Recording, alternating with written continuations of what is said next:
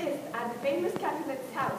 After some drinks, the young Romeo gets away from his best friend, the legendary Mercutio, and goes to stalk Lady Juliet.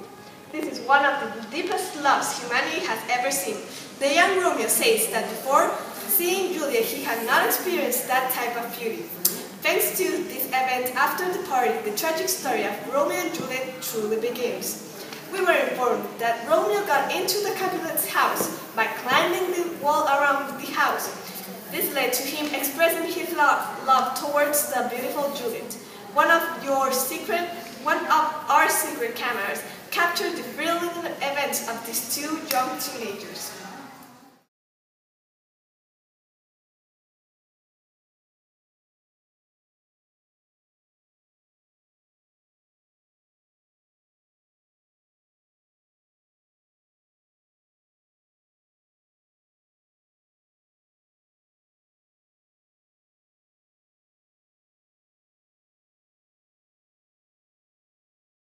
Thanks, Hilary. In this capture moment, we can notice how Romeo and Juliet get to truthfully meet one another for the first time. Juliet is aware that her love won't be able to be successful. Juliet knows that his love is a Montague. She recognizes this love is impossible. In this act, we can see that Romeo changes throughout the story, because now he's not deeply in love with Rosaline, but she's deeply in love with Juliet, and we can see that he chooses his loves for the physical appearance. As we realize that Montagues and Capulets are true enemies, and this will cause complications in Romeo and Juliet's relationship. Although not worrying about this, Romeo proposes to Juliet to marry him. As the innocent teenager Juliet is, she agrees and Romeo takes off so he can find someone to marry them as quick as possible. Now, heading to Brian. We have a special guest here in Verona's News. So tell me, Friar Lawrence, what happened between you and Romeo after he went looking for you to marry him and Juliet? Thank you for having me here, Brian. As you know, Romeo came into my cell desperately asking me to marry a girl named Juliet. At first I thought he was joking, because he got ignored by that Rosaline and had no interest in him. Well, that seems odd. How come he was in love with Rosaline and then one day later feel the same about this time for Juliet?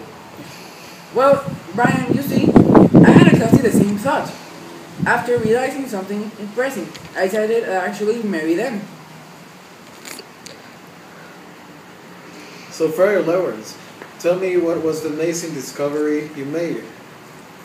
Well, the amazing discovery I made was that actually I was hoping that marrying these two couples between Capulet and Montague will end the feud between these two families.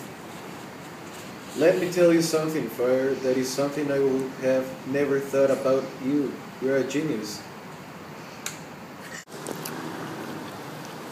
Well, that is how I felt at the beginning, and I'm hoping that I'm right after all. I would love to know why is that things didn't turn out as you wanted to be. Unfortunately, we are out of time, but it was a pleasure having you here. Thanks, Brian. I'm glad I came to talk to you, but I'm tomorrow I'm in a wedding. That is all I got to say, fellows. Back to you, Hilary. Thank you for that interesting report, Brian. In other news, I have been informed that the famous wedding we were expecting is happening at this exact moment. We are now taking you live to experience the wedding at your own comfortable couch.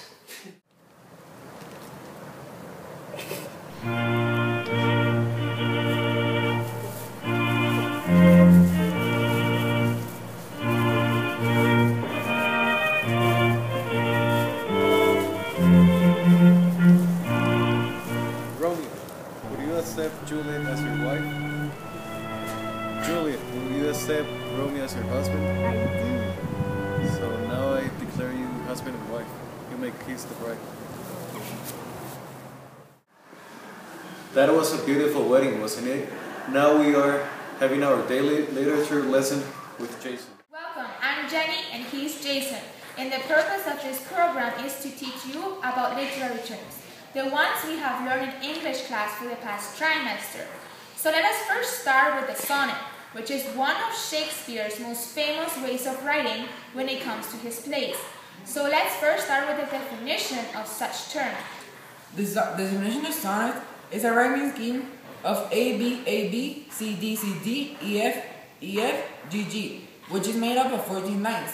Such a form of Shakespeare writing follows the pattern of unstressed stressed, better known as iambic meter. The best example stated in Act 2 will be the chorus, which reads as follows.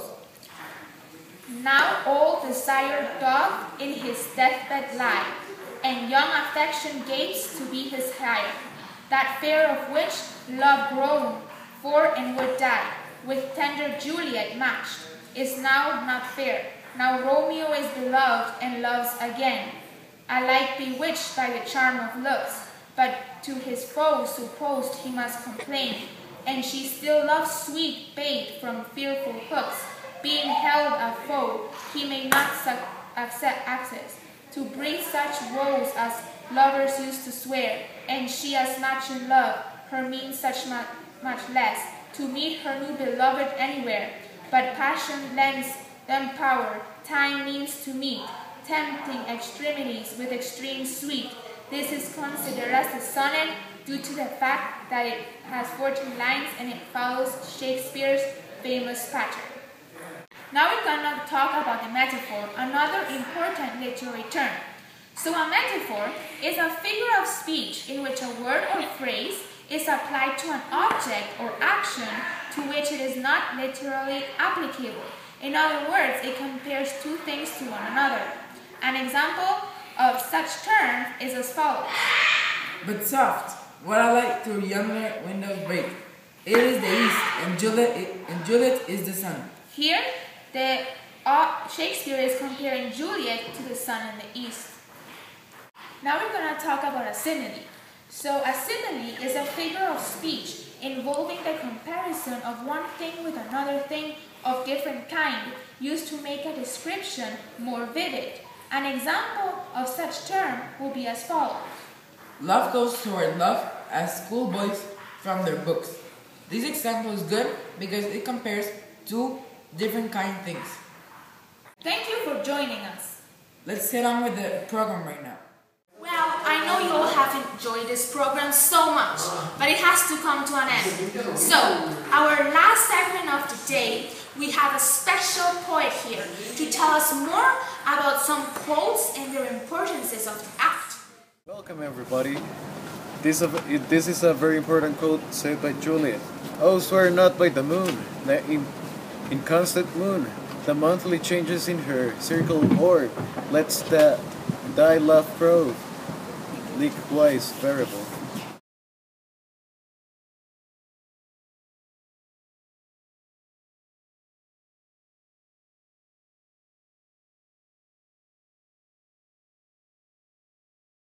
We go on with the important quotes of the Act 2. This is said by Friar Lawrence, and the quote says, "These violent delights have violent ends."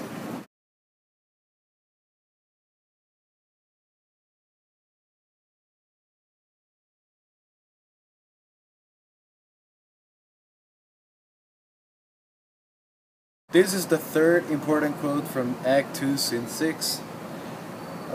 This is a quote said by Friar Lawrence, and the quote says, "Therefore love motherly, long love doth so, to swift arrive as tardy as to slow."